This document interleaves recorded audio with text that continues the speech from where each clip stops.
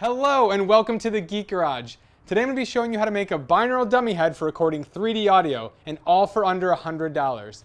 Now if that sounds good to you, stay tuned. But before we get started, don't be a dummy, hit that subscribe button.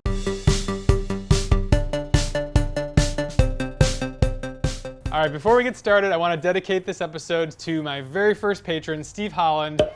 He's an audio geek and a total music nerd, an electronics whiz, so I thought this would be a perfect episode to dedicate to him. So Steve, this one's for you. Thank you for your support.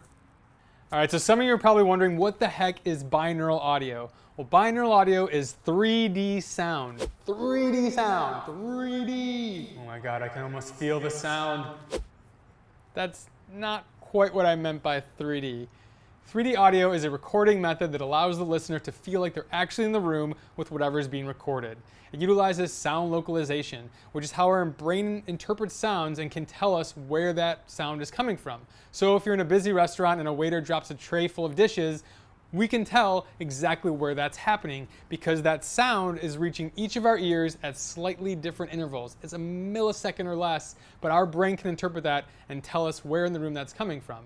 So in order to do binaural recordings, we actually use two microphones, one to mimic each ear, and record all the sounds through those. And then when it's played back, it lets the listener feel like they're actually there. Alright, now you might have seen some other DIY tutorials that use these styrofoam heads to make a binaural microphone. Now the reason I don't like using these is cutting it up is very messy. Secondly, styrofoam is not very dense.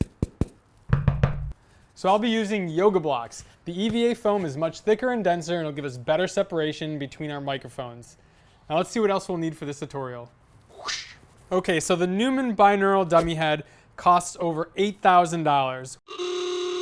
We're gonna do this project a lot cheaper. I got a pair of yoga blocks on OfferUp. It was 2 for $5. I have the contact cement, which was about $10, and the Roland in-ear binaural microphones, which were on sale for $60. Bringing the grand total to $75, which is a lot easier on the wallet than almost 10 grand for a dummy head. Alright, so these are the Roland CS10 EM binaural microphone earphones. So the way they work, they're like regular earbuds, but they have little microphones on the outside of each bud. So they're designed so that you can just pop them in and walk around and record 3D audio. And they're earphones, so if you want to play it back and listen to it, you can do that all in one unit. But this becomes a little bit tedious if you're trying to do a big production, so we're going to create the foam head to do a lot of that work for us. Alright, first we need to plan out the design of the head. So originally I thought I was just going to glue two foam blocks together and kind of carve out the shape of the head and the face. But after doing some research, I found out that the human ears are 7 inches apart. But due to the limitations of my bandsaw and the fact that these blocks are actually 8 inches when put side by side, I had to do a different layout. So what I think I'm going to do is I'm going to take this block and split it down the middle and glue two side pieces on here. If there's some extra foam, maybe put like a nose or some other things on there. Now, some people actually put silicone ears on the sides. Well, 2 ears or not 2 ears? That is the question. I'm gonna skip that step because it's added money. They're about $20 to $30 for the pair of ears. Plus, these microphones were designed to go on the outside of the ears, so I don't really think there's gonna be much of a difference if they were on the inside. Now, the actual Neumann head has microphones inside, and therefore, when the sound comes in through the ears, it makes a little bit more sense. But for the sake of this project, I'm gonna forego the ears.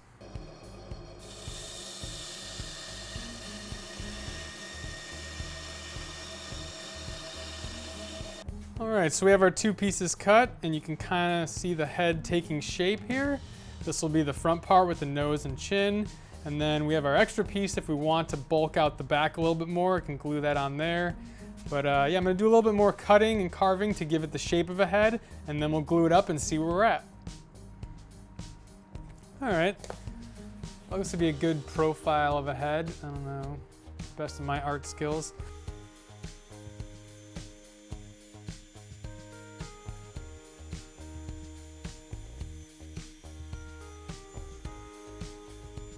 Alright, so we have the outline of our head cut out. It's a very Easter Island statue style profile. Then I also made the side pieces. I kind of carved those out a little bit more as well. So you can see that the binaural foam head is kind of taking shape there. And I actually made an extra piece on the back, which will be sort of the back of the skull. And all that's left is to glue it all together with our contact cement. All right, now the way that this contact cement works is you'll apply it to both pieces that you're going to adhere, let it sit for about 15 minutes, and then you'll connect the two pieces and either clamp it or weigh it down and let it sit overnight. Now this has a lot of harsh fumes, so I recommend doing this in a well-ventilated area and with some respiratory protection. All right, the cement is set up. Now remember, this is contact cement. So that means when the two pieces touch, it's gonna set up and create an instant bond. So make sure everything's aligned when you're putting the two pieces together. All right, the glue is dry and we have the rough shape for our dummy head. I'm gonna go through and fine tune it and kind of clean it up using a Dremel with a sanding drum on it. I also have a stone sander, which I'll use for the finer details. And we're just gonna kind of clean it up and sculpt it and get the shape that we want. Now, when you're doing this, remember to wear some sort of respiratory protection like a mask because you don't wanna be breathing in the dust from this foam. It's very bad for your lungs. I ended up using a utility knife to cut off some of the bigger chunks and make the process go a little quicker. I made a sanding stick using some sandpaper and a new paint stick. Normally I would glue the sandpaper to the stick, but I didn't have any glue that would dry fast enough, so I just wrapped it around there for now. All right, so as you can see, I'm finished sculpting and sanding the head. It's looking a lot better. It's not perfect, but I've never done any sculpting before, so it's about as good as it's gonna get. Not bad for a first effort. So what I'm gonna do next is I'm gonna take a heat gun and I'm gonna seal the outside of it because EVA foam is a closed cell foam. So by heat sealing it, it's gonna give a protective layer around the outside that'll prevent paint from soaking up into it. Because if you are gonna paint it, you want the paint to stay on the outside and not soak it up like a sponge. All right, so while that's heating up, you wanna keep your heat gun about 7 to 8 inches away. You just wanna make sure that you're sealing the outside. You don't want to actually burn or melt the foam. Okay, so next I want to make a tripod mount for the head. So I'm going to drill a hole in the bottom and insert a length of dowel rod, and then I'll screw a block of wood into the dowel rod, and then I'll use a T-nut that's a 1/4 inch 20, which is standard for tripods, and I'll insert that into this other block of wood, which I can then screw to the other piece, and then we'll have a tripod mount at the bottom of the head.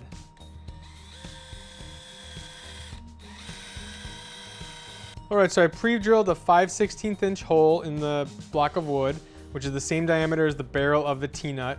And all you have to do is, you can see it has these little spikes on it. So what you'll do is put it in the hole there and then tap it in with a hammer and that'll lock it in place.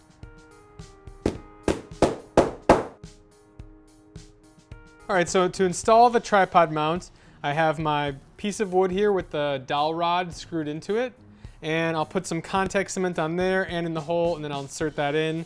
And then there's the tripod mount with the 1/4 inch 20 T-nut insert. So I actually ended up adding another strip of wood here because the top of the T-nut was kind of pushing off and not letting everything sit flush. So I chiseled out some of that new block and then glued it together. And then I've pre-drilled my holes here, put some glue down, and I'm gonna attach it to the actual dummy head.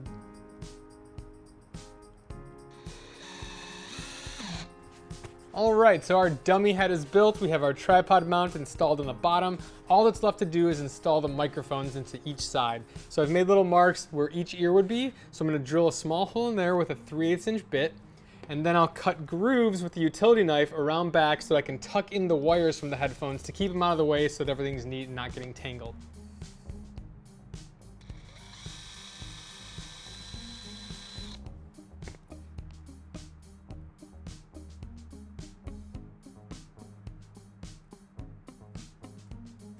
Make sure you're matching the correct side of the head to the corresponding earbud. So this is the right earbud. I'm gonna put it on the right side of the head, fit it in that hole there, push it in so it's nice and firm. And then I'm just gonna follow along the razor cut.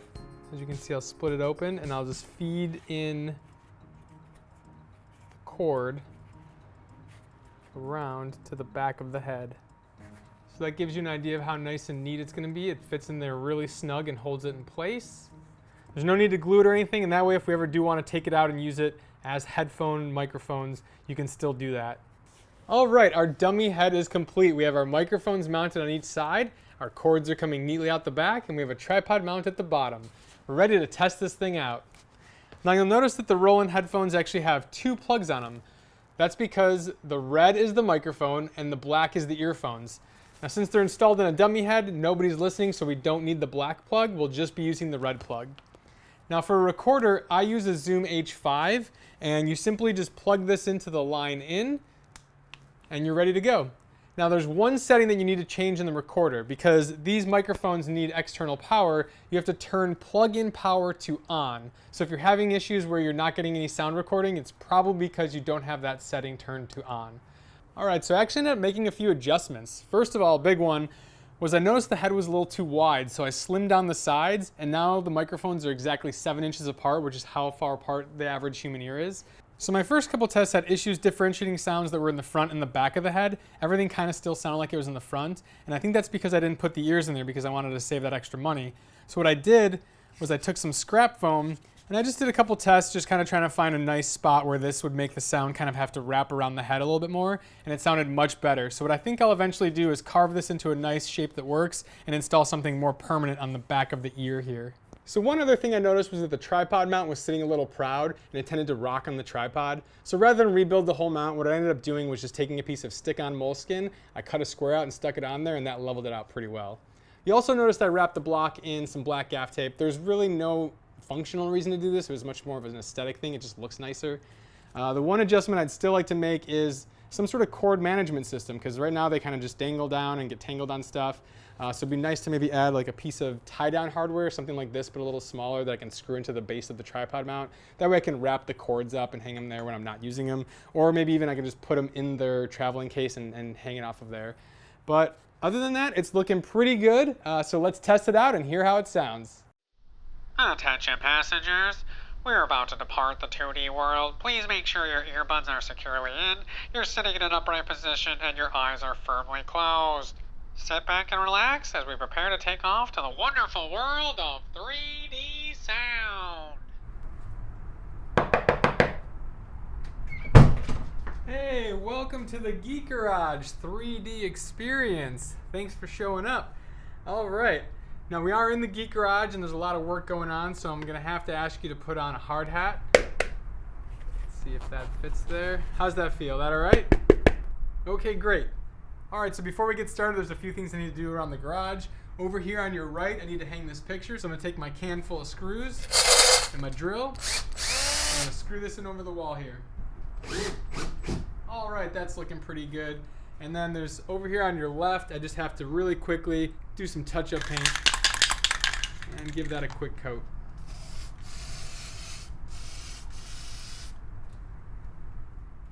All right, now what you actually came here for, which is your pandemic haircut. So let me go ahead and take that hard hat off.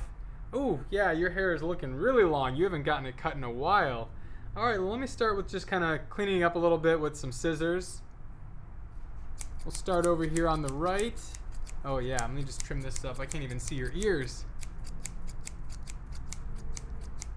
Oh, look at this party you got going on the back here. I'll trim that up for you too. And I'll trim it up over here on the left side as well. All right, so we have it trimmed down a little bit, but let's really get to work with the hair clippers. Don't worry, this won't hurt a bit.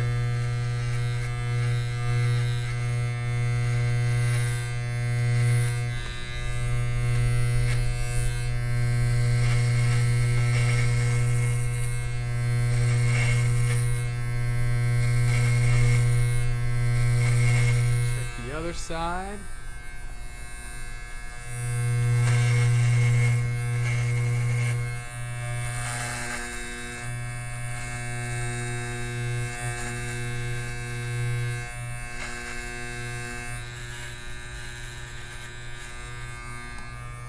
All right, let me get just around the back here, just so it still looks good.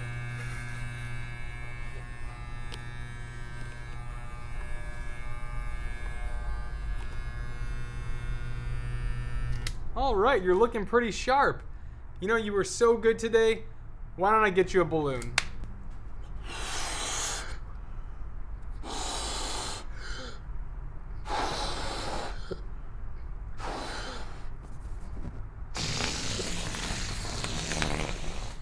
that got away from me there. Hold on, I'll get you another one. I'm a little winded though. Would you mind blowing this one up? Here you go. Just take a deep breath and blow. Keep it going. Keep it going. Whoa, too much. Hold on, I can get you another one if you want. No? What? You gotta go? Oh, come on, we're just getting started. I was just about to get out the banjo and do some strumming for you. Come on, don't go. Alright, well, take care. I'll see you next time on the Geek Garage 3D Experience. That was pretty cool, right? And the possibilities are endless. You can do ASMR recordings, you can do a 3D music composition, or an immersive narrative podcast. You're limited only by your imagination. And for under $100, it's a great addition to your toolkit. Now, thanks again for watching. If you enjoyed this video, go ahead and hit that like button. If you want to see future videos, please subscribe to my channel. And if you want to help support future builds, please visit my Patreon page. Thanks again for watching, and we'll see you next time on the Geek Garage.